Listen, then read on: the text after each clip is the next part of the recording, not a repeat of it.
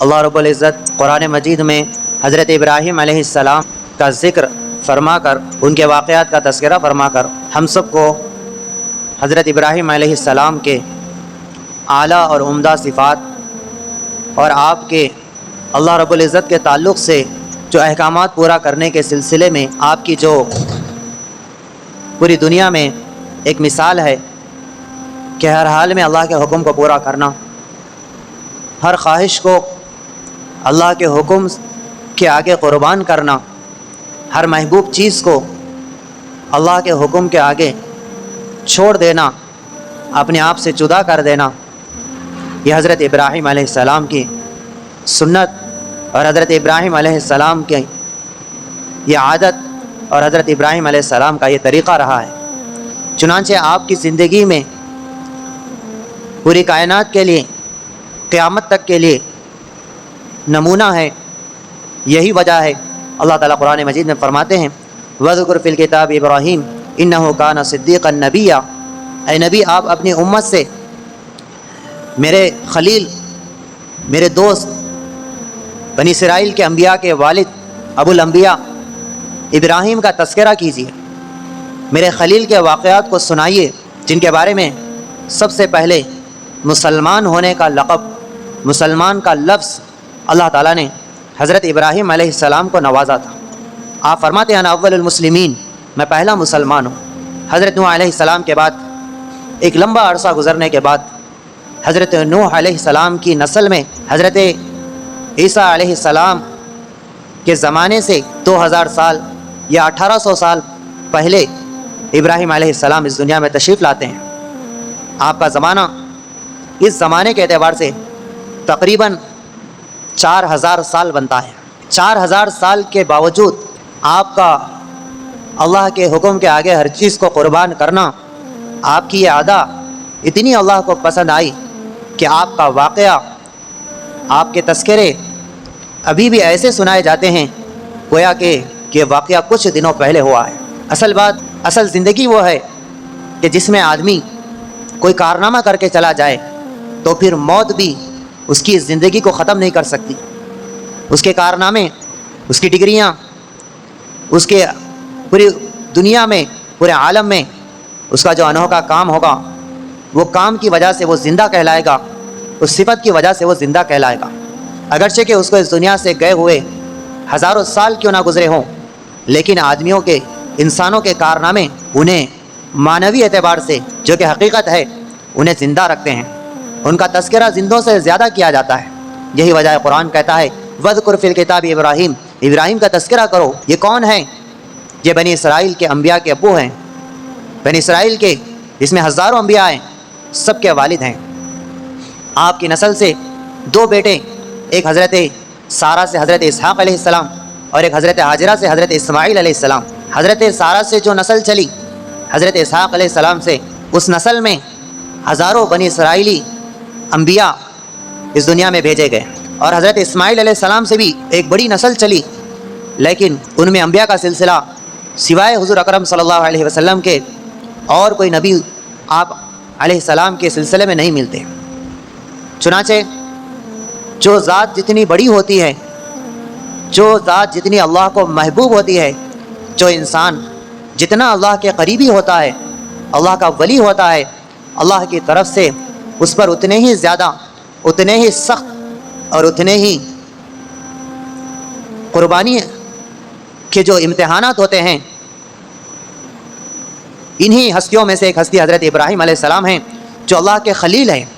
خلیل ایک ہوتا ہے صدیق جس کے معنی دوست، ایک ہوتا ہے خلیل جس کی دوستی میں گہرا تعلق ہو، جسے ہم جگری دوست کہتے ہیں۔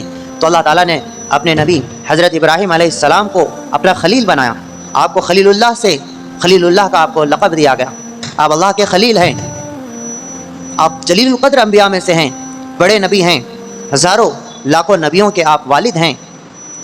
لہٰذا جب یہ مرتبہ ملا، جب یہ قرب ملا اللہ کا، جب اللہ کی یہ ولایت ملی، تو پھر اللہ کی طرف سے امتحانات کا ہونا تھا، آزمائشوں کا آنا تھا، امتحانات سے انہیں گزرنا تھا۔ چنانچہ آپ پر جو امتحانات آئے، پہلا امتحان گھر سے جدائیگی، والد صاحب बुत परस्ती का शिकार, वो घर को छोड़कर निकल गए।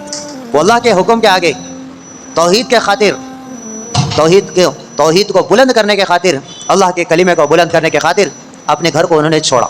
दूसरा इम्तिहान कि आपको जालिम बादशाह ने बहुत बड़ी आग जलाई, इतनी बड़ी आग कि उस आग में डाला जाना भी मुश्किल हो रहा था।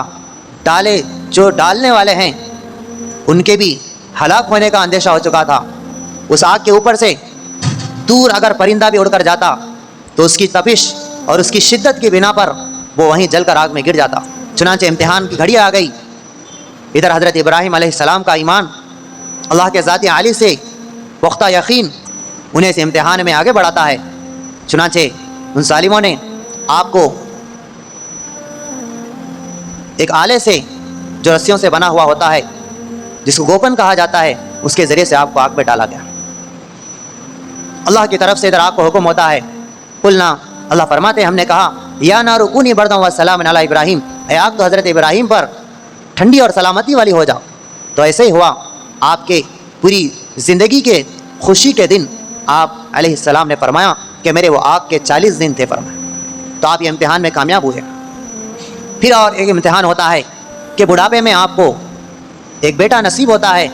बड़ी आरज़ुओं के बावजूद, बड़ी तमन्नाओं के बाद, बड़ी दुआओं के बाद, कसरत से दुआएं करने के बाद हज़रत हाजरा से हज़रत इस्माइल अलैहिस्सलाम तवल्लुद होते हैं।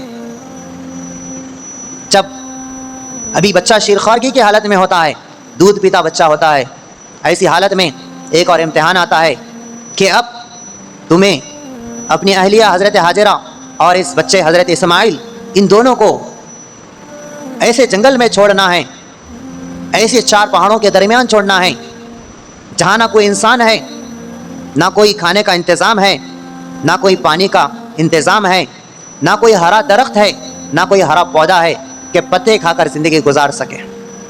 सख्त गर्मी जहाँ पाई जाती है, पानी ज़मीन में तक पानी नहीं, ऊपर तो दूर की बात। ऐसे बेआब हो गया जंगल में 4 पहाड़ों के दरमियान अपने लख्ते जिगर हज़रत इस्माइल अलैहिस्सलाम और अपनी अहलिया मोहतरमा हज़रत हाजरा अलैहिस्सलाम को वहाँ छोड़ने का हुक्म होता है। चुनांचे उस हुक्म की तामील में, इस इम्तिहान में भी अल्लाह के ज़ात आली से मुकम्मल भरोसा करते हुए कि मेरा रब मेरे घर वालों को ज़ाय नहीं करेगा, उन्हें ज़रूर उनके खाने पीने का इंतज़ाम करेगा, उनके ज़रूरियात ज़िंदगी का इंतज़ाम करेगा। इस यकीन की और इस तवक्कुल की बुनियाद पर अपने घर वालों को वहाँ छोड़ कर जाते हैं। जब अहलिया मोहतरमा उनसे पूछती हैं कि ऐसा क्यों कर रहे हो, क्या अल्लाह अमरा का भी हाजा, क्या अल्लाह ने तुम्हें इस बात का हुक्म दिया है? वो जब सर से इशारा करते हैं हाँ अल्लाह का हुक्म है, तो हज़रत हाजरा का ईमान भी, वो नबी की फरमाबरदार बीवी थी, और हज़रत इस्माइल अलैहिस्सलाम जो कि नबी बनने वाले हैं, एक नबी की माँ थी। उन्होंने फरमाया इज़न लन युज़इउनल्लाह, अगर अल्लाह का हुक्म है तो अल्लाह ताला हमें इस बेआब गया जंगल में भी ज़ाय नहीं करेगा। ये इम्तिहान में भी वो कामयाब हो जाते हैं। फिर उसके बाद जब बच्चा 5-6 साल की उम्र को पहुँचता है, फलम्मा बलग़ माअहु अस्सअय, जब वो दौड़ने की उम्र को जब बच्चा पहुँचता है, तो फिर एक और संगीन और कठिन इम्तिहान हज़रत इब्राहीम अलैहिस्सलाम पर आता है अपने बेटे को ज़बह करने के ताल्लुक़ से। कोई बाप ये नहीं चाहता कि कोई मुसीबत मेरी औलाद पर आए, वो इस बात को ज़रूर चाहता है कि अगर कोई मुसीबत मेरी औलाद पर अगर आनी हो तो वो मुझ पर आए, लेकिन मेरी औलाद पर ना आए। हर वालिदैन यही चाहते हैं कि हमारी औलाद मसाइब से, परेशानियों से, तकालीफ से, नुकसानात से, बीमारियों से महफूज रहें। हाँ, अलबत्ता हम इसके लिए तैयार हैं कि अगर ये हमारी औलाद के जो मसाइब हैं अगर हम पर आ जाएं तो कोई परवाह नहीं, लेकिन हमारे औलाद पे नहीं होनी चाहिए। ये इम्तिहान अपनी ज़ात का नहीं था, बल्कि अपनी ज़ात से आगे बढ़कर अपने बेटे को ज़बह करने का इम्तिहान ख्वाब में बतलाया जा रहा है कि आप अलैहिस्सलाम हज़रत इस्माइल अलैहिस्सलाम को ज़बह कर रहे हैं।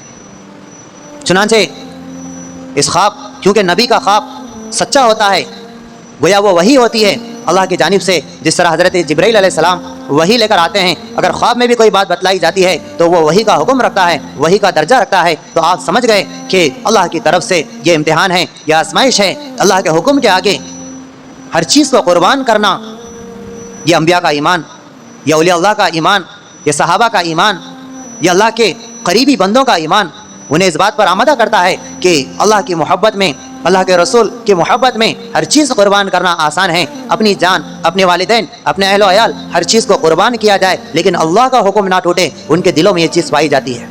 چنانچہ آپ اظہار کرتے ہیں اپنے بیٹے کے سامنے، یا بنیا انی اری فی المنام انی اذبحک فانظر ماذا تری، اے میرے پیارے بیٹے، میں خواب دیکھ رہا ہوں کہ میں تجھ کو ذبح کر رہا ہوں، اب اس سلسلے میں آپ کی کیا رائے ہے؟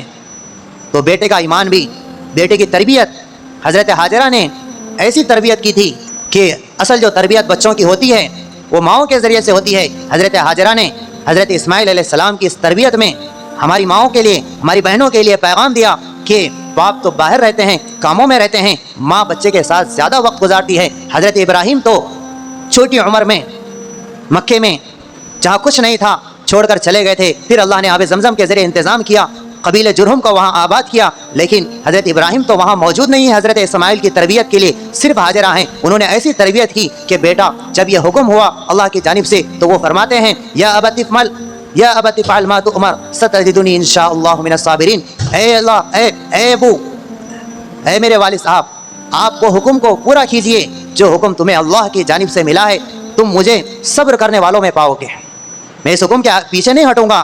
یہ اللہ کی محبت ایسے اس لڑکے، اس بچے حضرت اسماعیل علیہ السلام کے دل میں حضرت حاجرہ کی تربیت کے نتیجے میں آ گئی تھی کہ وہ اپنی جان کو تک دینے کے لیے تیار ہو گئے۔ چنانچہ حضرت ابراہیم علیہ السلام لے کر جاتے ہیں، اور جانے کے بعد بیٹا خود ترکیب بتاتا ہے کہ آپ اپنی آنکھوں پر پٹی باندھ لیجئے اور مجھے پیشانی کے بل لٹائیے اور مجھے ذبح کیجئے، اور مجھے اس وجہ سے پٹی باندھی آنکھوں پر تاکہ تمہیں رحم آ کر اللہ کے حکم سے تم پیچھے نہ ہٹ سکو۔ یہ ترکیب بیٹا خود بتلاتا ہے۔ چنانچہ وہ اپنے بیٹے کے بتائے ہوئے ترتیب پر وَتَلَّهُ لِلْجَبِينِ انہیں پیشانی کے بل لٹاتے ہیں، اور جب ذبح کرنا شروع کرتے ہیں تو اللہ کی طرف سے حکم آتا ہے، اعلان ہوتا ہے وَنَادَيْنَاهُ يَا إِبْرَاهِيمُ قَدْ صَدَّقْتَ الرُّؤْيَا، اللہ کی طرف سے یہ منادی ہوتی ہے کہ آپ نے اپنے خواب کو سچ کر دکھایا۔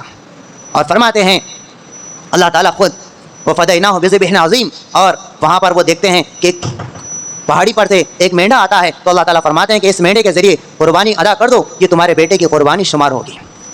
چنانچہ آپ وہ ذبح کرتے ہیں۔ یہ ذبح ہونے کے بعد اللہ کو یہ ادا اتنی پسند آتی ہے تو اس کو اللہ تعالیٰ قیامت کے لیے نشانی کے طور پر حضرت حضور اکرم صلی اللہ علیہ وسلم سے صحابہ پوچھتے ہیں ما ہی الاضاحی یا رسول اللہ، یہ قربانیاں کیا ہے؟ تو اللہ کے نبی فرماتے ہیں سنت ابیکم ابراہیم، یہ تمہارے ابو حضرت ابراہیم علیہ السلام کی سنت ہے جس کو اللہ نے قیامت تک کے لیے جاری کر دیا۔